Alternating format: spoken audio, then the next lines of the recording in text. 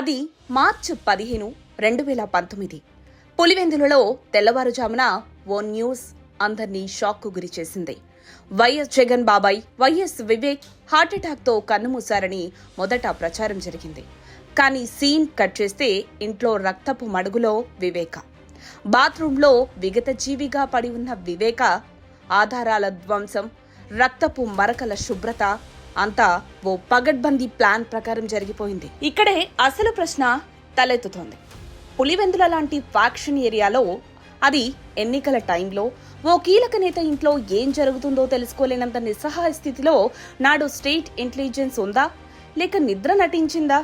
ఒకరు కాదు, ఇద్దరు కాదు, మొత్తంగా 300 మందిని విచారించినా ఒక్క ఆధారం కూడా దొరకలేదంటే అసలేం జరుగుంటుంది?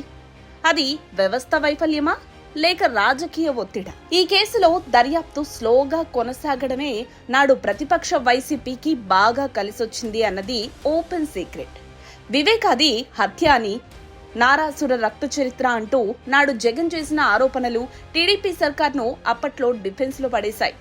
జగన్ కు సానుభూతి తోడయ్యేలా చేశాయి.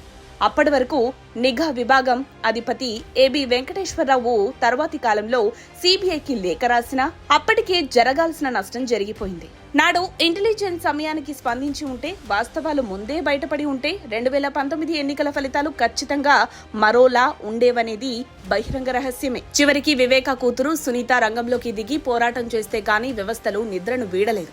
నిజానికి హంతకులెవరు అన్నది పులివెందులలో అందరికీ తెలుసు.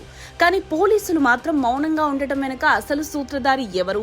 ఇంటెలిజెన్స్ ఫెయిల్ అయిందా, లేదంటే ఫెయిల్ అయ్యేలా చేశారా? ఏదేమైనా వివేక హత్య వెనుక రాజకీయ కుట్ర ఏపీ రాజకీయాన్ని నాడు పూర్తిగా మార్చేసింది.